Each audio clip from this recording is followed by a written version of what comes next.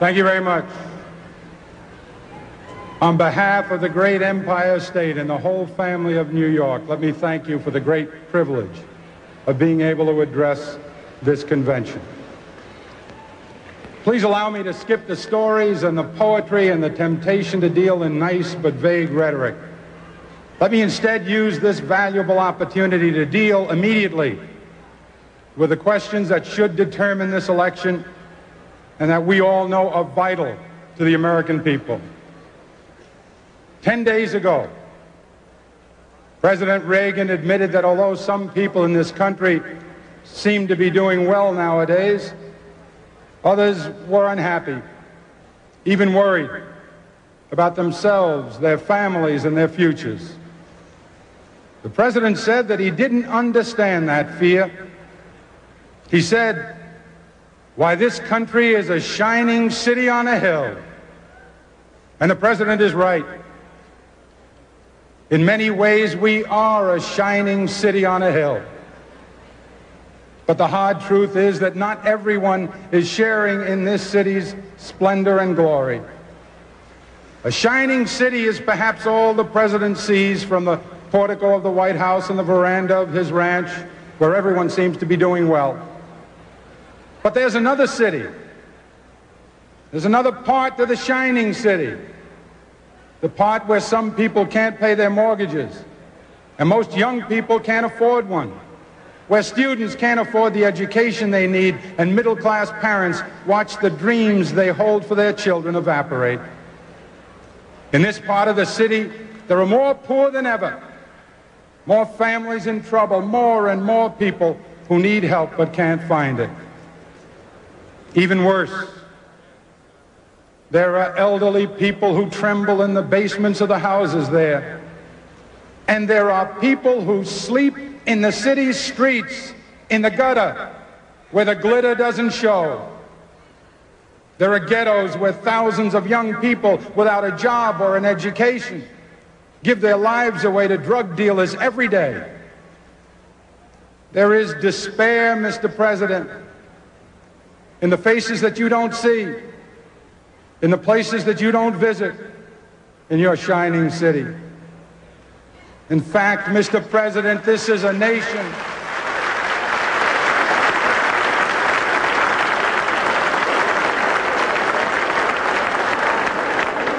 Mr. President, you ought to know that this nation is more a tale of two cities than it is just a shining city on a hill.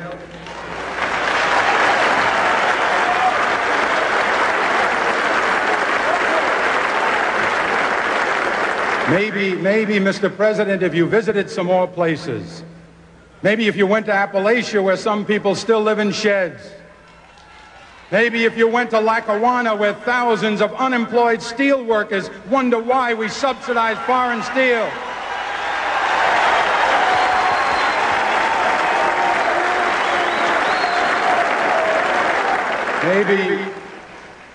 Maybe, Mr. President, if you stopped in at a shelter in Chicago and spoke to the homeless there.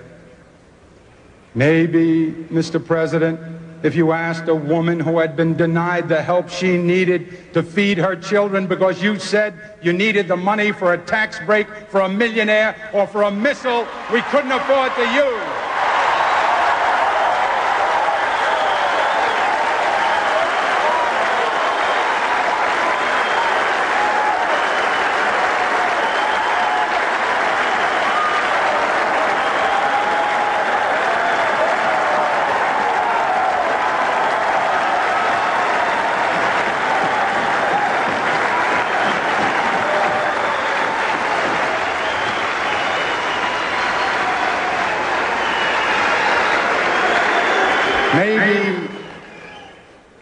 Maybe, Mr. President, but I'm afraid not. Because the truth is, ladies and gentlemen, that this is how we were warned it would be. President Reagan told us from the very beginning that he believed in a kind of social Darwinism, survival of the fittest. Government can't do everything, we were told, so it should settle for taking care of the strong and hope that economic ambition and charity will do the rest.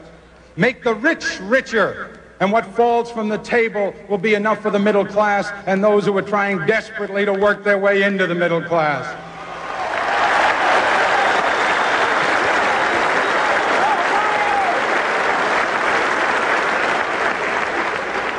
You know, the Republicans called it trickle-down when Hoover tried it.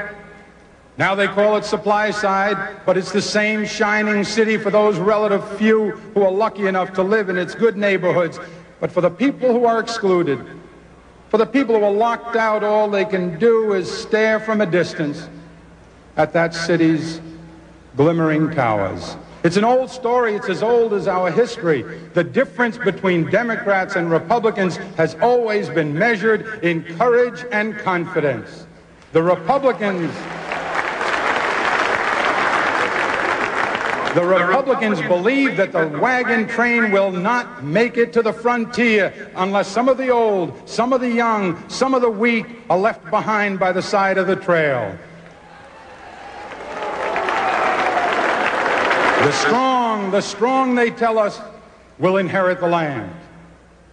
We Democrats believe in something else. We Democrats believe that we can make it all the way with the whole family intact, and we have more than once.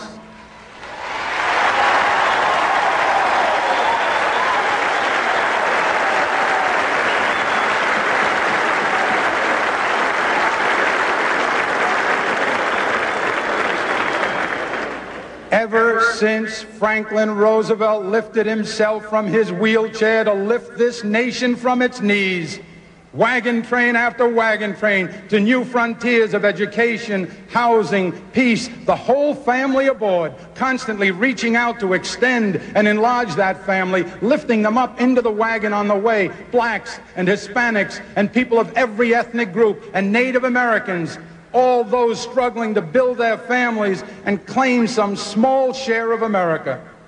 For nearly 50 years, we carry them all to new levels of comfort and security and dignity, even affluence. And remember this, some of us in this room today are here only because this nation had that kind of confidence, and it would be wrong to forget that.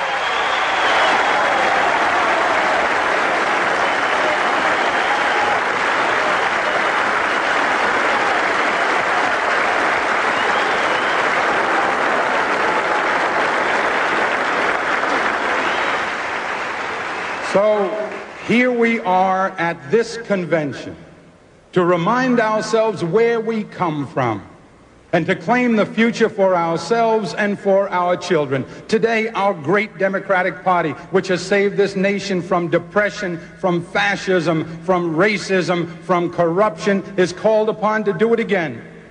This time to save the nation from confusion and division, from the threat of eventual fiscal disaster, and most of all, from the fear of a nuclear holocaust.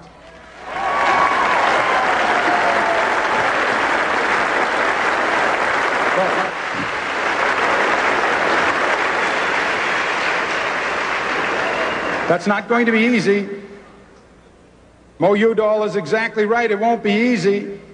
And in order to succeed, we must answer our opponents' polished and appealing rhetoric with a more telling reasonableness and rationality. We must win this case on the merits. We must get the American public to look past the glitter, beyond the showmanship, to the reality, the hard substance of things. And we'll do it not so much with speeches that sound good, as with speeches that are good and sound, not so much with speeches that will bring people to their feet, as with speeches that will bring people to their senses.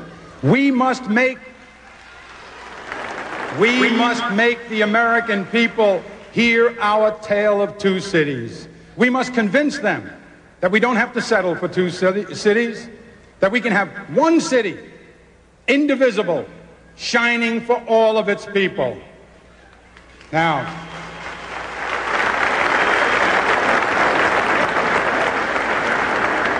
we will have no chance to do that if what comes out of this convention is a babble of arguing voices. If that's what's heard throughout the campaign, dissonant sounds from all sides, we will have no chance to tell our message.